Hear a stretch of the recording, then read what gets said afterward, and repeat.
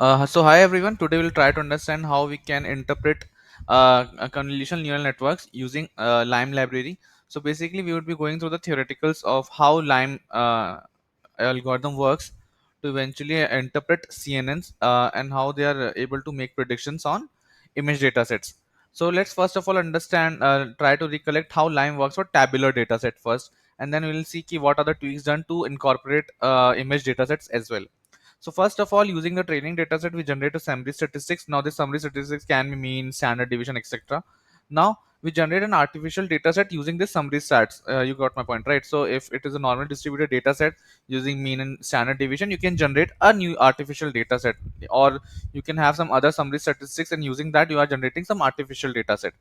Now we pick up a random sample from the original dataset and we try to assign weights to the samples present in the artificial dataset using this random sample from the original dataset depending upon the distance. Now we train a white box model on these weighted samples and eventually we interpret the white box model. So this is how Lime works for tabular data. Now in case of images, a major problem is that you can't generate summary statistics, right? So these are like n cross n arrays. So generating summary statistics won't make any sense. So how are we going to generate the random data set? That's the whole crux of the problem. Rest of the process remains the same. That we would be picking up a random after generating a artificial data set, we'll be picking up a random image, we'll be assigning weights to the images depending on the proximity, train a white box model, and eventually interpret the white box model.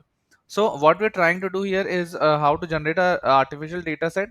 So we'll be picking up a random sample and randomly turning on and off certain pixels to generate a new image. This does make sense, but eventually if you have worked with image data sets, so you know that a particular object in the image data set, a particular object in the image dataset is not defined by just single pixel, but it is defined by group of pixels, right? So even if you're turning off a particular pixel, that doesn't make any sense because eventually even then the object is quite visible. So we come up with a idea of superpixels. So superpixels is nothing but cluster of pixels.